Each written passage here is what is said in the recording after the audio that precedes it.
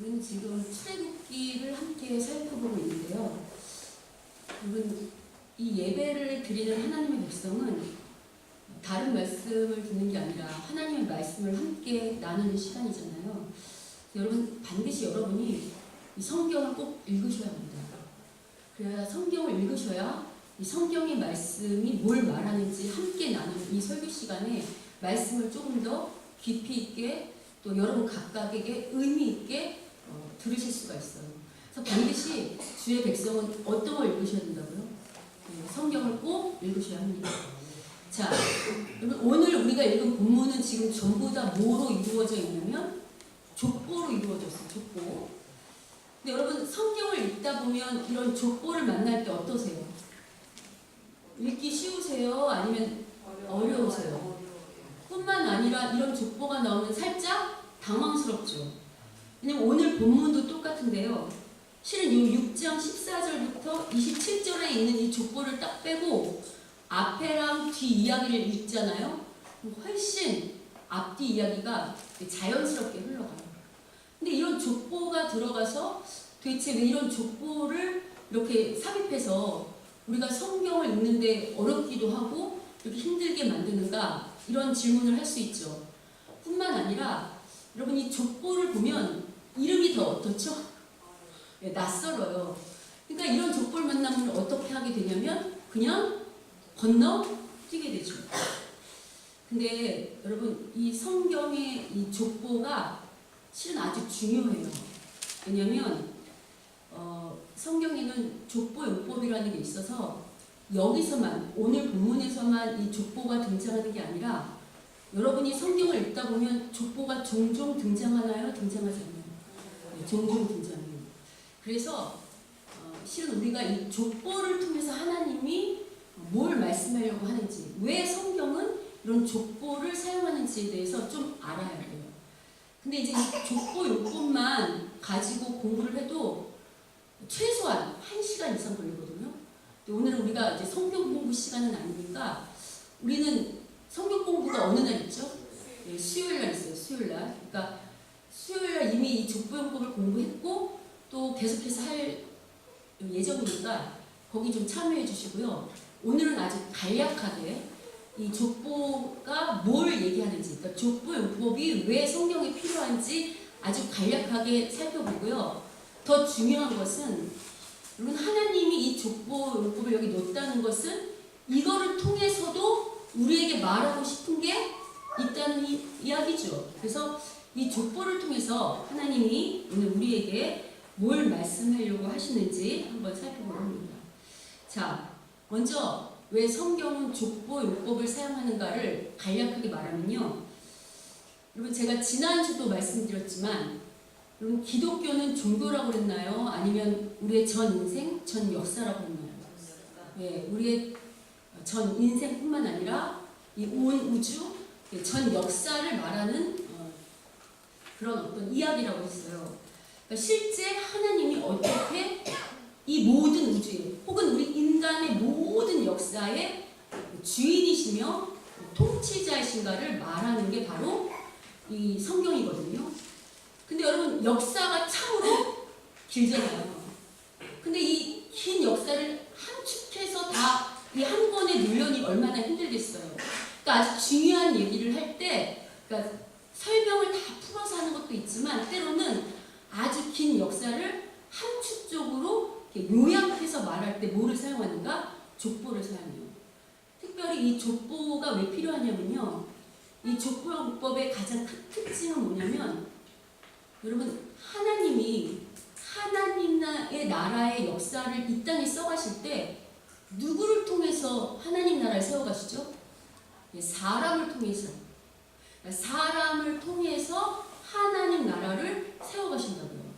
자, 그러면 이 족보는 어떻게 역할을 하냐면 오늘 여러분 오늘 본문을 한번 보세요. 6장의 그 14절을 보시면 맨 처음에 시작이 그들의 조상 하면서 이스라엘 이렇게 나오는 거 보이세요? 실은 이게 이스라엘이 창세기에 등장하는 어떤 족장의 다른 이름이죠? 여러분 창세기에서 하나님의 아브라함, 이삭, 야곱, 요셉 중에 이름 바꿔준 사람 있잖아요. 이스라엘. 누구죠? 야곱이에요. 야곱. 그러니까 지금 맨 처음에 야곱으로 시작하는 거거든요. 그럼 이게 무슨 얘기냐면 이 시작, 족보 시작하는 사람은 이 앞에 이 출애굽기 이전에 모든 역사에 어떻게 된 거예요? 주인공이었다는 거예요. 그리고 이 족보가 마지막으로 찾는 사람이 있어요. 왜냐면 족보라는 게 사람의 후손을 말하는 거잖아요. 그러니까 맨 마지막에 찾는 사람이 있는데 이제 그 사람이 어떻게 될 거냐면 앞으로 하나님이 사용하셔서 이제 사용될 하나님 나라의 주인공이 될 거라는 이야기예요. 실제로 그래서 여러분 오늘 이 6장의 마지막에 우리가 읽은 족보의 마지막에 찾는 사람이 누구냐면 26절, 27절을 보세요. 자, 누구를 찾고 있죠? 아론과 모세. 모세와 아론을 찾고 있다고요. 여러분이 아시는 것처럼 창세기의 마지막은 물론 요셉이지만 그 야곱이 유언하는 걸로 끝을 맺죠. 그러니까 창세기의 마지막 주인공 야곱 이야기를 이 시작에서 이 사람이 전 역사의 주인공이었다 이렇게 말을 하고, 여러분이 잘 아시는 것처럼 이제부터 출애굽기 역사를 써 나갈 사람은 누구죠? 모세요. 그러니까 지금 이 족보에서 마지막 사람 누구를 찾고 있죠? 모세요. 자, 그럼 이제 족보를 통해서 이제 왜 성경이 족보용법을 쓰는지 아주 간략하게 이제 이 정도는 이해가 되시죠? 자, 그러면 이제부터는 이 족보를 통해서 분명히 갑자기 끼어들었다고 하지만 하나님은 이 족보를 통해서 우리에게 말씀하고자 하는 것이 분명히 있으시겠죠. 그래서 지금부터는 이 족보를 통해서 우리에게 말씀하고자 하시는 영적인 의미는 무엇인지 함께 살펴보도록 하겠습니다. 자, 그러면 먼저 이 족보가 시작되기 요 앞상황, 왜냐면 이 성경은 항상 전후 문맥이 중요하다고 했죠. 그러니까 족보 이야기를 하는 요 앞에가 어떤 일이 있었는지를 좀 알아야 해요. 그러니까 이제 그걸 간략히 요약하면, 여러분 지난주까지 설교를 기억하시는 분들은 아시겠지만 지금 어떤 상황이냐면요. 지금 모세가 이스라엘을 출애굽시키라는 사명을 가지고 다시 지금 이스라엘로 돌아왔죠. 몇 년 만에 돌아왔죠? 80년 만에 그러니까 물론 이제 이스라엘을 떠난 다음에 돌아온 것까지 치면 이제 그건 40년이죠. 40년 만에 돌아온 거고, 나이로 치면 80세가 돼서 돌아온 거예요. 그래서 이제 돌아와서 이스라엘 백성한테 뭐라고 했냐면 하나님이 너희들을 애굽에서 구원해 줄 거다 이렇게 말을 했어요. 처음에는 이스라엘 백성이 뛸 듯이 기뻐했죠. 근데 애굽의 왕 바로가 어떻게 했는가? 오히려 더 이스라엘 백성을 핍박하면서 더 고된 노동을 시켰죠. 그러니까 상황이 더 어려워지자 이스라엘 백성이 모세에게 순종을 하나요? 아니면 실망한 그 이스라엘 백성이 모세에게 등을 돌리는 거예요. 우리가 지난주에 본 것처럼 마음이 상해서 모세의 말을 믿지 않았다 이렇게 나온단 말이에요. 자, 그러면 이런 상황에서 모세의 심정이 어떻게 했는가를 우리가 한번 상상해봐요.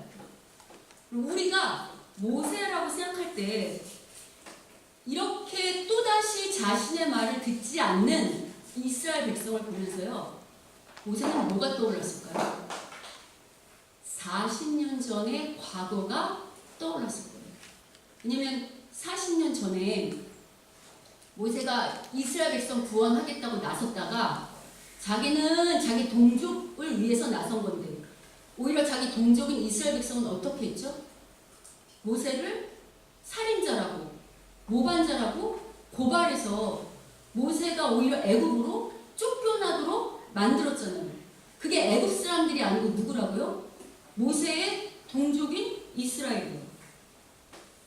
그러니까 모세 입장에서는 자기 동족인 이스라엘에 대한 상처가 있을까요? 없을까요?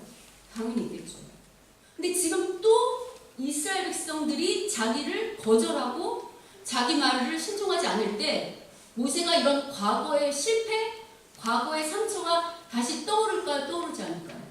자, 그럼 여러분이 한번 모세라고 생각해 보세요.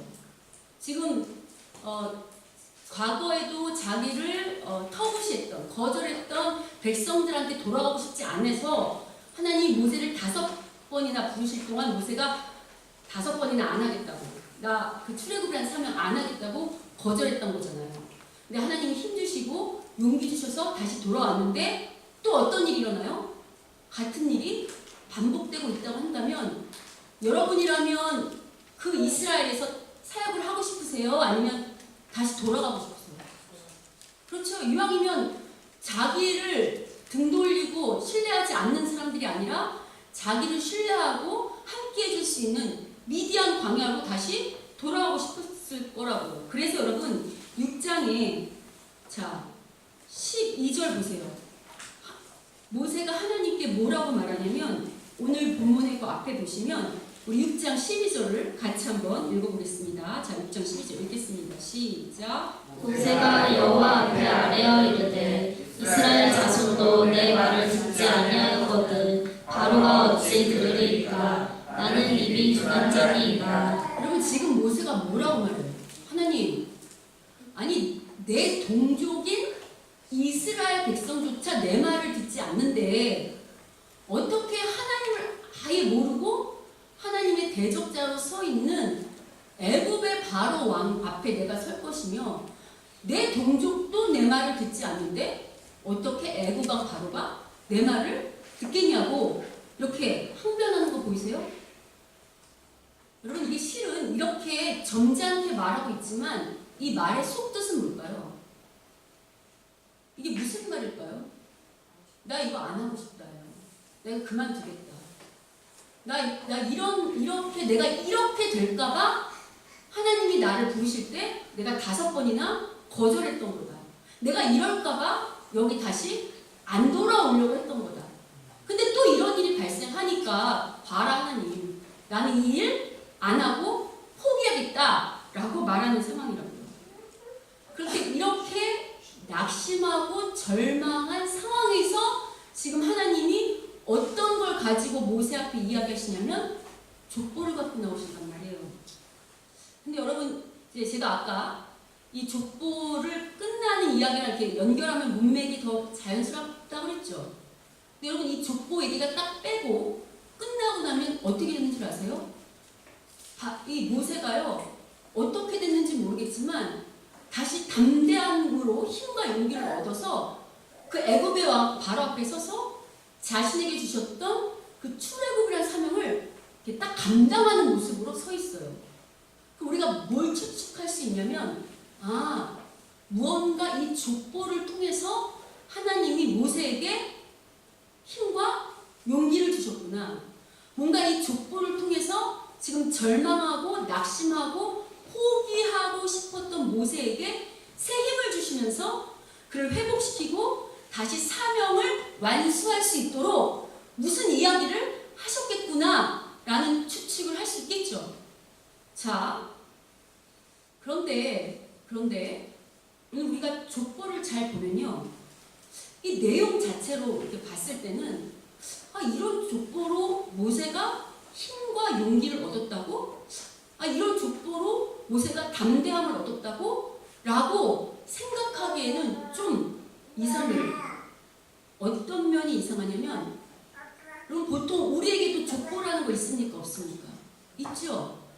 우리가 어떤 그 족보나 가문의 이야기를 하면서 힘을 얻을 때는 이왕이면 우리 조상 중에 성공하고 또 어떤 덕이 됐던 그런 조상들의 이야기를 하면서 힘을 얻을까요?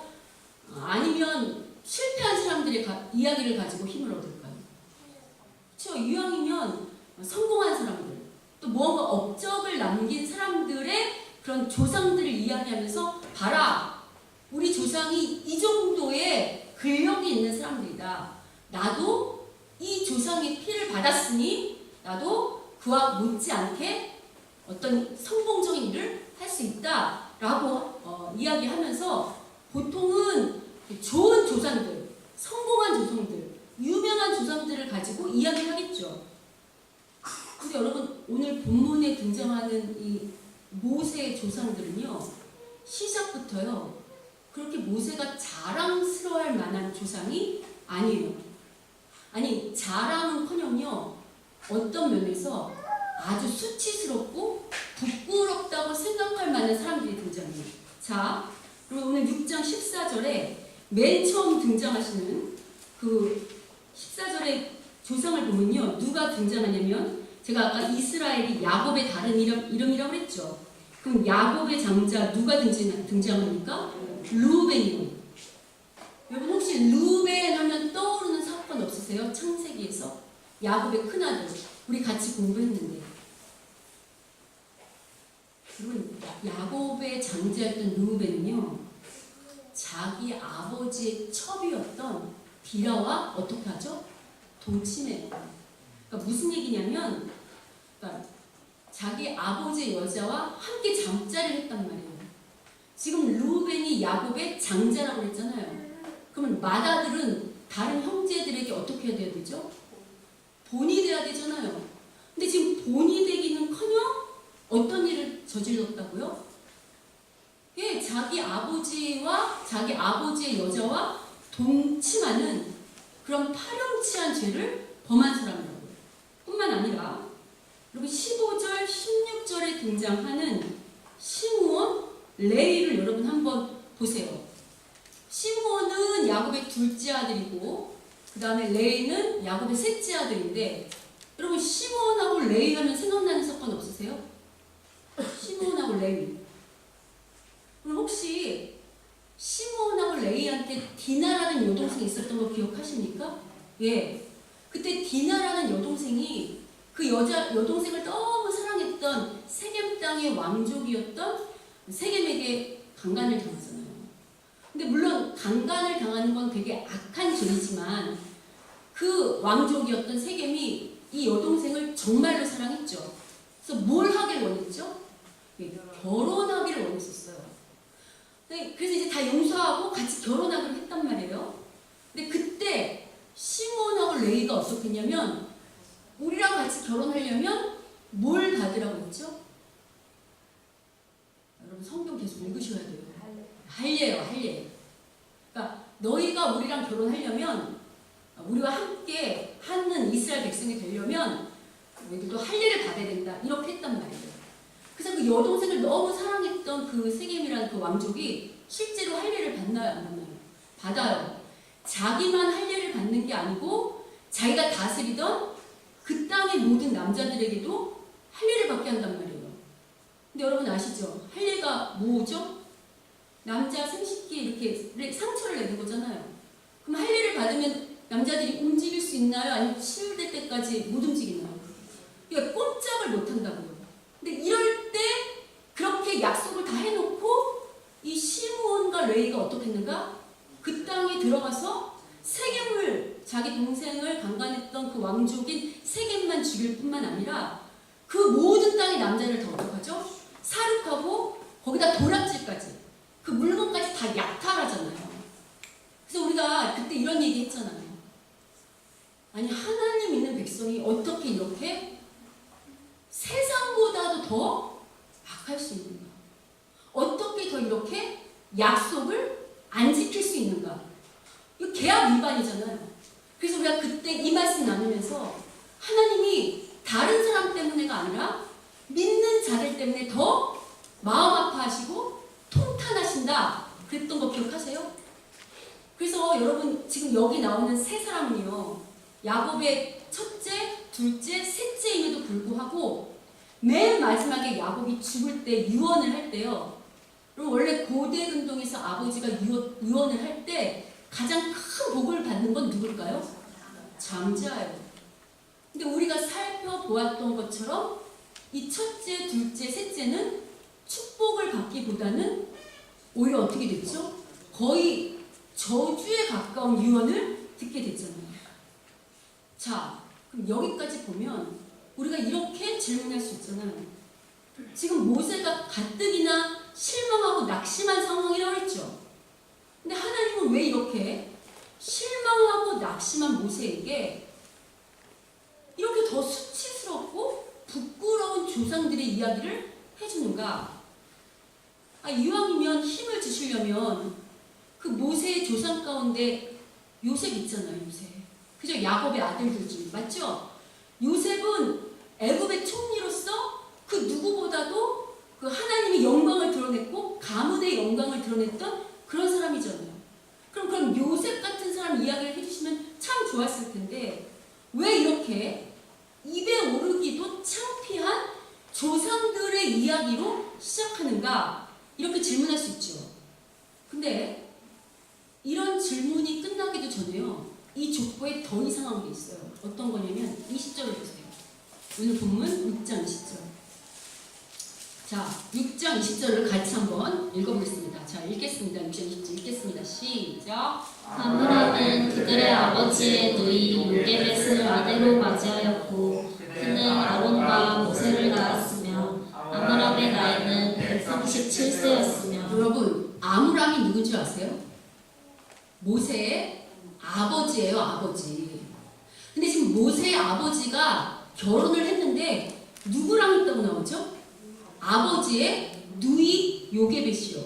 여러분, 그럼 아버지의 누이면 이 관계가 어떻게 되는 겁니까? 고모예요, 고모. 그러니까 지금 모세의 엄마 아빠가 결혼을 했는데 어떤 관계냐면 모세의 아버지가 자기 고모랑 결혼을 해서 그게 모세의 엄마가 됐다는 거예요. 여러분, 상식적으로 자기 고모와 결혼하는 게 정상입니까? 비정상입니까? 비정상이죠. 이거 근친상간이죠. 그러니까 지금 모세는 먼 조상뿐만 아니라 모세 부모조차도 무언가 정상적이지 않은 그런 혼인관계에서 태어난 그렇게 자랑스럽지 못한 떳떳하지 못한 부모를 두었다고 지금 말하고 있다고. 그래서 여러분 우리가 이런 족보를 통해서 뭘 할 수 있냐면요. 모세가 왜 더 이 출애굽이라는 사명을 포기하고 싶었는지 그 알 수 있는 어떤 가능성을 이 족보가 제공해줘요. 왜냐하면 여러분 성경에는 그냥 이스라엘 백성이 모세의 말을 듣지 않는다라고 이렇게 간략하게만 나와 있지만 아마도 이스라엘 백성이 모세를 거절하고 그다음 불순종할 때요. 아마도 별별 비방의 말로 모세에게 대해서 수군거렸을 확률이 높아요. 왜냐하면 여러분 우리도 어떤 사람이 마음에 안 들면 괜히 뭘 잡죠? 생트집을 잡아서라도 막 이야기를 막 만들어내잖아요. 그래서 예를 들어서 정말 마음에 들지 않으면 우리가 어떻게까지 말하냐면 그 사람의 할아버지가 친일파였다. 혹은 뭐 그 사람의 집안이 뭐 천민 집안이었다. 상능 집안이었다. 그 사람의 부모는 어땠다. 이렇게 하면서 그 사람 자체만 이야기하는 것이 아니라 그 사람의 집안이나 여러 가지 과거까지 다 들먹이면서 그 사람을 비방하죠. 여러분 지금 모세의 어머니와 아버지가 어떤 관계였다고요? 예, 고모와 조카예요. 그러니까 얼마나 많이 수군거렸겠어요. 뿐만 아니고요. 모세 자체도 지금 어떤 꼬리표가 붙어있는 사람이냐면 40년 전에 살인했다고 모세가 살인자였다는 꼬리표가 붙어있잖아요. 그러니까 아마도 이스라엘 백성들이 모세를 거절할 때요. 그냥 모세 말을 듣지 않은 수준이 아니라 수군 했을 확률이 높아요. 어떻게 수군 되었는가? 자기 조상인 레위 닮았어요. 왜냐면 지금 모세의 조상을 따라 올라가면 레위거든요. 레위를 닮아서 모세가 포악하고 폭력적이어서 살인까지 저지른 사람이라고 해요. 또 감히 부모가 근친결혼한 주제에 어떻게 우리의 리더가 되겠다고 저렇게 섰는가라고 아마도 상당히 수군거렸을 거예요. 그리고 무엇보다 이런 비방의 중심에는요. 누가 먼저 섰을까요?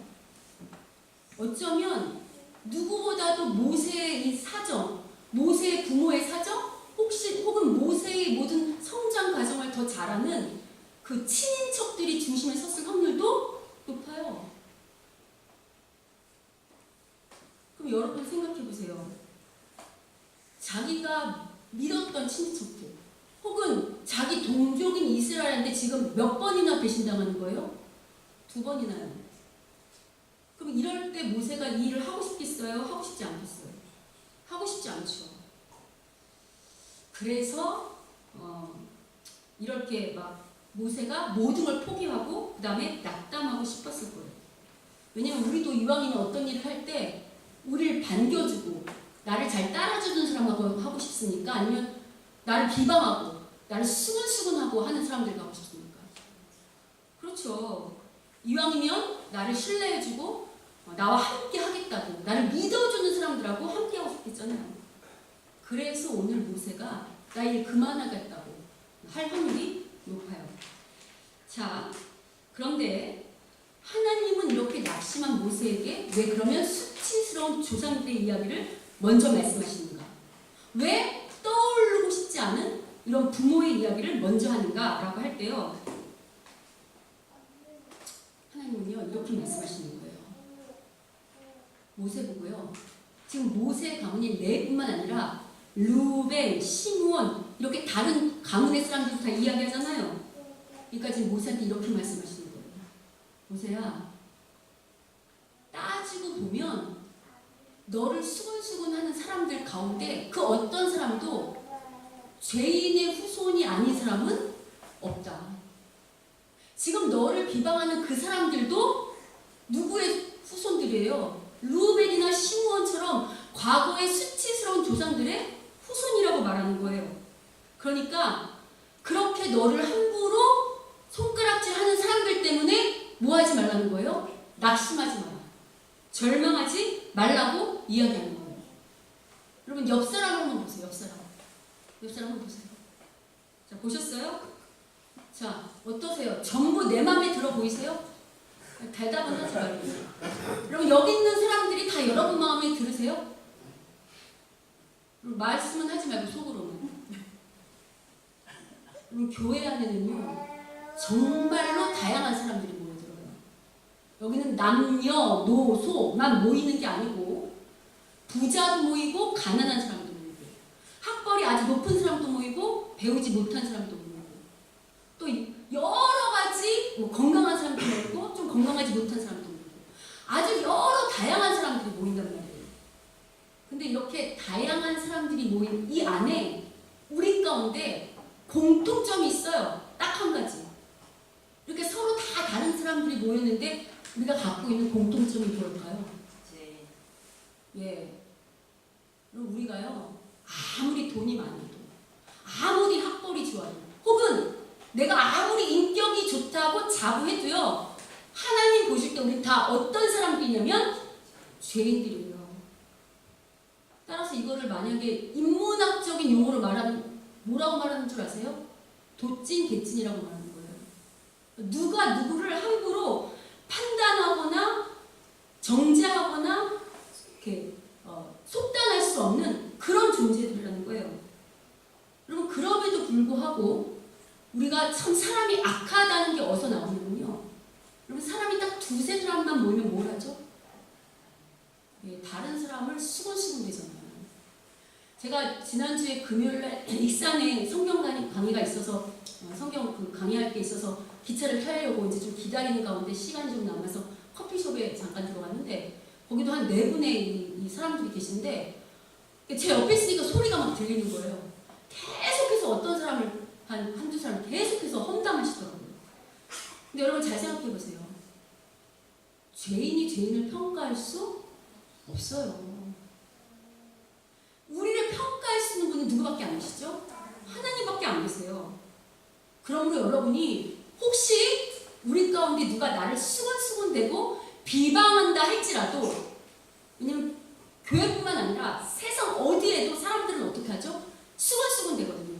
근데 설사 그런 말이 들린다 할지라도 그런 말 때문에 어떻게 하지 말라고요? 낙심하거나 자신의 사명을 절대 포기하지 말라고 지금 말씀하시는 거예요.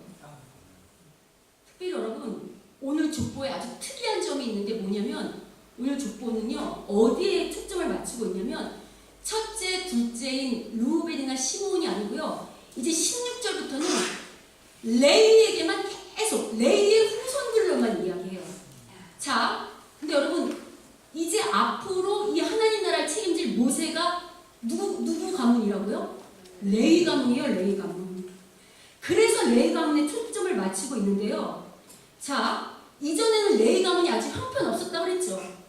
근데 이제 앞으로 출애굽하고 나면 이 레위 가문이 어떤 가문이 되냐면요, 이 하나님 나라를 세울 때 제사장 가문으로 하나님이 이 모세와 아론을 통해서 이 레위 가문을 제사장 가문으로 삼으셨습니다. 그럼 제사장이 뭐 하는 역할을 하는 거죠?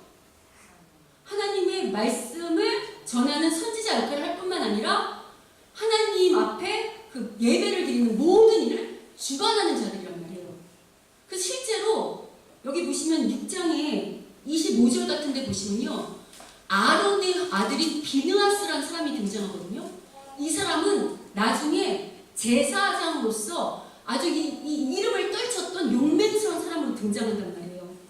그러니까 지금 이 족보는 뭘 말하냐면, 모세 이전에 레위 가문은 형편없었지만 이제 하나님은 모세 때문에 모세를 통해서 이 가문을 어떻게 하냐면 명문 가문으로 새롭게 세워주시겠다는 거예요.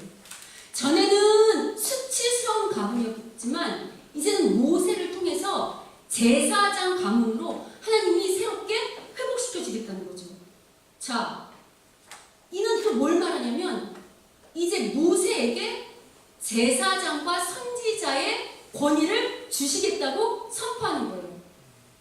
자, 그래서요, 우리가 볼 때는 수치스러워 보이는 족보지만 하나님은 이 족보를 통해서 모세에게 용기도 주시고 세움도 주실 뿐만 아니라 어떻게 하시는가? 모세에게 권위를 주시는 거예요. 어떤 권위요? 제사장과 선지자로서, 이스라엘 백성의 리더로서 내가 세운 자라는 권위를 주시는 겁니다. 그러니까 모세는 이 힘을 받아야 될 뿐만 아니고요, 또 이스라엘 백성도 이 말씀을 통해서 어떻게 해야 될까요? 예, 모세의 권위에 함부로 도전할 것이 아니라 모세의 과거나 모세의 어떤 그런 경력을 가지고 비방할 것이 아니라 이제부터 하나님이 세운 그 모세를 어떤 눈으로 바라봐야 돼요? 하나님이 세운 제사장, 선지자로서 바라보고 따라와야 한다고 말하는 거예요. 그러니까 지금 이 족보는 두 가지를 말하고 있죠. 모세에게는 과거 신경 쓰지 마라. 너는 이제부터 내가 세운 하나님 나라의 지도자다 라는 측면이고요. 이스라엘 백성에게는 함부로 모세를 비방하지 말라. 모세에게 준 권위는 내가 준 것이니 이제 너희들이 모세를 잘 따라 하나님 나라를 이뤄라, 이렇게 말씀하는 거예요. 그리고 이 족보가 무엇보다도 모세에게 요구하는 게 한 가지 더 있어요. 뭐냐면 지금 하나님이 낙심한 모세를 회복시키고 제사장과 선지자의 권위를 주시는 거라고 했죠. 자, 그러면 여러분, 제사장이 어떤 역할을 하는 거라고 했죠? 제가 앞서서 하나님 앞에 백성들의 죄를 가지고 들어가서 그 용서를 빌어주는 그런 역할을 하는 게 제사장이죠. 그럼 모세는 이제부터 어떻게 해야 되는가? 자신들의 조상의 그 어떤 죄도 용서해야 할 뿐만 아니고 또 자신의 부모들의 어떤 수치스러운 그런 모든 과거까지도 다 하나님의 은혜로 덮고 용서할 수 있는 제사장이 되어야 할 뿐만 아니고요. 여러분, 자기를 싫어하는 사람, 자기를 비방하는 사람을 용서하고 풀어내는 게 쉬울까요? 어려울까요? 어려워요. 그러나 모세가 지도자로 서려면 자기를 비방했던 이스라엘 백성을 어떻게 해야 될까요? 용서하고 제사장으로서 그들을 사랑으로 돌봐서 그들까지도, 왜냐하면 이스라엘 백성이 제사장 나라 되는 게 사명이잖아요. 그 백성 한 사람 한 사람까지도 선지자와 제사장으로 세울 그런 사람이 돼야 한다고 말하는 겁니다. 자, 여러분, 이게 모세 힘으로 될까요? 모세 힘으로 이스라엘 백성을 사랑하고 그들을 인도하는 게 될까요? 잘 안 돼요. 그래서 이 족보를 통해서 하나님이 모세에게 뭘 말씀하십니까? 그럴 수 있는 건 어디서 나올까요? 하나님을 온전히 의지할 때, 하나님을 온전히 신뢰하고 그 말씀에 순종하며 그리고 그 기도하고 나아갈 때만 가능하다고요. 그러니까 이제 모세는 앞으로 누구만을 의지해야 될까요? 네, 하나님만을 의지하는 믿음을 다시 회복해서 오직 누구만 바라봐야 할까요? 하나님만 바라봐야 모세가 제사장으로, 선지자로 더 이 족보가 끝나면 모세는 어떡하냐면 정말로 담대하게 누구 앞에 서죠? 애굽의 왕 바로 앞에 서요. 자, 그럼 여러분 지금 이 출애굽기라는 이 책이 이제 앞으로 시작될 하나님 나라를 세우는 이야기잖아요. 그리고 이게 오늘 우리에게 어떻게 적용될 수 있냐면 우리 한 사람 한 사람도 모세처럼 똑같이 출애굽은 아니지만 하나님이 우리를 한 사람 한 사람 부른 목적이 뭐냐면 이 땅에 뭐를 세우기 위해서 보셨죠? 하나님 나라를 세우기 위해서 보셨어요. 특별히 신약은 우리 한 사람 한 사람을 뭐라고 말하냐면 하나님의 거룩한 제사장이요 선지자라고 말해요. 맞나요? 예. 그러면 우리가 다 누구처럼 부름받은 거죠? 모세처럼 부름받은 거예요. 오늘 성경은 우리에게 뭘 말하는가? 여러분 세상은 어떤 리더를 뽑을 때 어떤 중요한 일을 맡길 때 그냥 맡깁니까? 아니면 과거 경력이나 스펙을 다 따집니까? 예, 네가 어디 학교 출신이냐? 니네 집안은 어디냐? 네 과거는 어떠냐? 이런 걸 다 따지잖아요. 그리고 그런 걸로 사람을 평가하죠. 근데 하나님 나라, 하나님은 그렇게 평가하지 않으신다는 거예요. 하나님은요, 우리의 과거가 어떠하든지, 우리가 어느 집안 출신이든지, 우리가 돈이 많든 적든지, 우리의 학벌이 어떠냐, 이런 걸 따지시는 게 아니고요. 어떤 걸 따지시냐면, 이제 하나님의 백성으로 새롭게 태어난 우리 한 사람 한 사람이 얼마만큼 하나님만을 믿고 하나님만을 신뢰하며 그분 말씀에 순종하는가로만 따지신다는 거예요. 그래서 우리가 하나님을 온전히 의지하기만 하면 오늘 우리를 누구처럼? 모세처럼 이 땅에서 제사장과 선지자 역할을 감당하는 사람으로 사용하시겠다는 거예요. 여기서 우리가 놓치지 말아야 할 점이 있어요. 그러면 하나님이 나만 모세와 같은 제사장과 선지자로 부르셨을까요? 여러분 제가 지금 여러분에게 이렇게 설교를 하고 있지만 저와 같은 목사만 제사장이요 선지자일까요? 아니에요. 이 안에 있는 모든 사람이 하나님 나라의 제사장이요 선지자예요. 물론 하는 역할과 하는 일은 다르지만 따라서 지금 우리 안에 제일 연소한 사람이 우리 다영이 자매님이거든요. 우리 다영 자매가 때로는 저한테 와서 다영 자매가 이야기할 때 그 말이 하나님의 말씀이라면 제가 누구의 말에 귀를 기울여야 될까요? 예, 가장 최연소이지만 그 다영 자매 말까지도 제가 귀를 기울여야 하고 그 말이 정말 하나님의 말이 맞다고 한다면 제가 어떻게 해야 될까요? 예, 따라하고 순종해야 돼요. 여러분 다시 한번 옆 사람을 보세요. 다시 한번 옆 사람을 보세요. 자, 옆 사람을 보셨는데 이 옆 사람이 하나님 보실 때 어떤 사람이라고요? 하나님 나라의 제사장이요 선지자라고 해요. 근데 여러분 우리가 솔직하게 우리 마음속으로 우리 옆 사람을 볼 때 제사장과 선지자처럼 그렇게 대접하게 됩니까? 아니면 내 마음대로 대접하게 됩니까? 여기가 어려워요. 실은요, 내가 하나님 나라의 제사장과 선지자로 변하는 것도 참 어렵지만요, 나도 변하는 게 어렵지만 내 옆사람은 하나님 나라의 선지자와 제사장으로 끊임없이 대접하는 이 훈련도 상당히 어렵거든요. 왜냐하면 우리는 되게 인간적이고 타락한 이 죄가 뼛속까지 있어서요. 어떻게 사람들을 상대하냐면 내 마음에 드는 사람, 내 귀에 맞는 사람, 내가 좋아하는 사람하고만 상대하고 싶거든요. 그래서 실은 그 어느 공동체보다 사랑의 본을 보여야 하는 이 교회 안이 끼리끼리 문화가 더 많아요. 오히려 이 교회 안이 수근수근하고 비방되는 문화가 더 많잖아요. 왜냐면 우리가 조금만 나랑 안 맞아도 어떡하죠? 네. 수근 하는 게 우리 모습이잖아요. 근데 여러분 이거를 뛰어넘어야 제사장이요 선지자가 될 수 있다고 지금 오늘 본문은 말하는 거예요. 여러분 그거 아시죠? 여러분 부모가 정말 자기 자식을 사랑하면요 무슨 수를 써주더라도 아이 공부 열심히 시킵니까 안 시킵니까? 과외까지 동원하고 다 시키죠. 여러분 하나님도 똑같아요. 우리가 정말 하나님이 사랑하는 자식이면요 하나님 정말 우리를 어마어마하게 훈련시키세요. 그래서 보통 사람들은 하나님 믿을 때 축복 그러면 뭐가 이렇게 받는 거, 뭘 잘 되는 거, 내 기도가 응답되는 거, 뭐가 많아지는 거 이렇게 생각하는데요. 여러분 진짜 축복은 뭔 줄 아세요? 하나님이 우리 한 사람 한 사람을 정말 하나님 나라의 거룩한 제사장과 그 선지자로 설 수 있도록 아주 세밀하게 실제적으로 계속해서 간섭하고 훈련시키는 게 정말 축복이라고 성경은 말해요.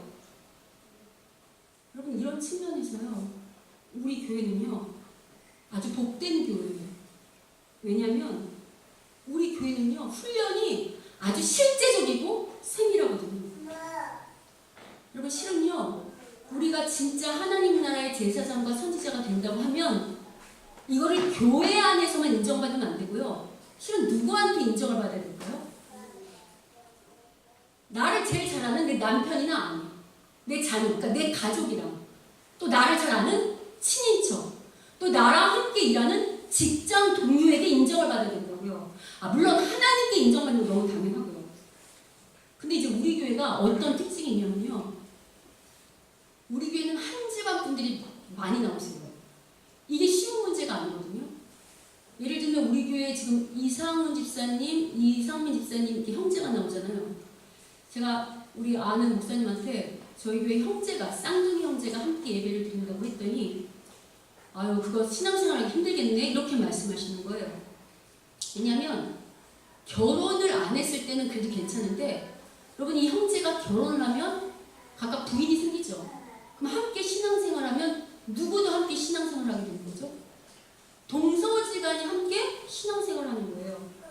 그럼 동서지간이 함께 신앙생활하는 게 쉬울까요? 근데 저희 교회는 이렇게 동서지간만 예배를 드리는 게 아니고요. 시누이 올케가 함께 예배 드리는 가족도 있어요. 제가 알기로는 한 15년 이상 됐죠? 네, 15년 이상 함께 신앙생활을 했다고요. 보통 여자들은 시댁하면 10월도 그러고 어떡하죠? 될 수 있으면 멀리 떨어지고 싶잖아요.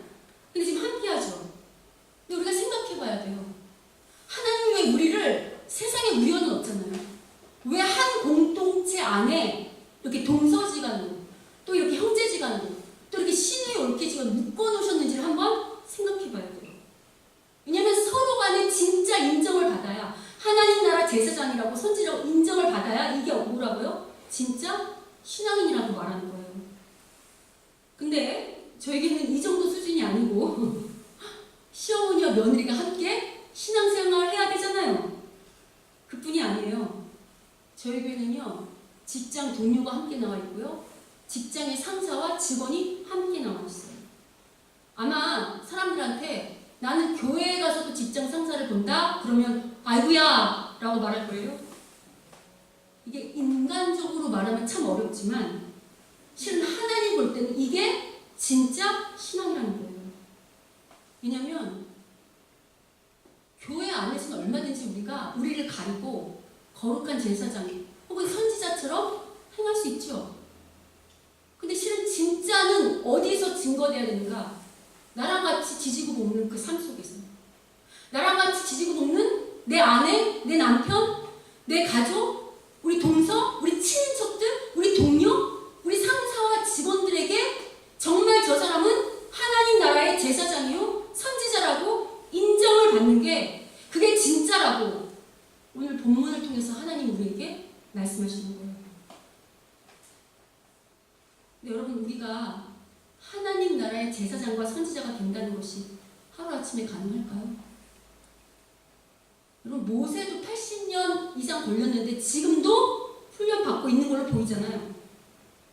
그래서 이럴 때 우리에게 필요한 것이 무엇인가? 서로가 서로를 바라볼 때요 긍휼함이 필요해요. 그리고 기다려줄 수 있는 인내가 필요해요. 서로에 대한 긍휼과 기다림과 인내와 사랑이 필요하다는 거예요. 그래서 지금은 좀 부족해 보인다 할지라도, 그리고 설사 이 사람이 과거에는 좀 못나고 또 여러 가지 수치스러운 경력이 있다 할지라도 하나님 이제부터 이 사람을 어떻게 쓸 거라고요? 하나님 나라의 제사장과 선지자로 쓸 거라고 하는 거잖아요. 그러니까 그걸 믿고 우리 서로가 서로를 그렇게 대접하는 대로 나아가야 한다는 거예요. 그럼 여러분, 우리가 이렇게 대접할 때, 그렇게 사랑할 때 어떻게 대접하고 어떻게 사랑하는 게 가장 큰 사랑일까요? 바로 기도해 주는 거예요. 기도보다 더 큰 사랑과 큰 대접은 없어요. 뿐만 아니라 기도하면서 다른 사람을 먼저 말할 것이 아니라 누구를 먼저 쳐서 복종해야 될까요? 예, 나 자신을 먼저 하나님 나라의 거룩한 제사장과 선지자가 되도록 쳐서 복종해야 된다는 거예요. 그래서 여러분, 오늘 이 말씀으로 우리가 새롭게 태어나기를 바랍니다. 혹시 여러분의 과거가 혹은 여러분의 어떤 경력들이 여러분의 발목을 잡는다고 한다면 다 잊으시고 오늘 이 말씀을 통해서 하나님이 나를 통해서 새로운 우리 가문을 일으키시려고 하는구나. 나를 통해서 우리 후손들을, 우리 집안을 새로운 명문 가문으로 만들려고 하시는구나 라고 믿으시고 누구에게만 순종하는 자리를 해야 할까요? 하나님만을 의지하고 순종할 때요. 이미 보신 것처럼 모세를 통해서 모세와 아론이 우리 지금까지 기억되는 모세, 그러면 구약에서 가장 뛰어난 지도자로 기억되는 그런 명문 가문이 되잖아요. 그래서 여러분, 우리가 옆 사람에게 오늘 이렇게 인사했으면 좋겠습니다. 누가 뭐래도 당신과 나는 하나님의 제사장이며 선지자입니다. 이렇게 함께 인사하죠. 자, 인사하겠습니다. 누가 뭐래도 당신과 나는 제사장과 선지자입니다. 자, 우리 한 번만 더 인사할 때는요. 과거를 묻지 마세요. 당신도 나도 하나님이 세운 리더입니다. 이렇게 한 번 더 인사하죠. 자, 과거를 묻지 마세요. 당신과 하나님이 세운 리더입니다. 예, 이건 우리 다 같이 따로 하죠.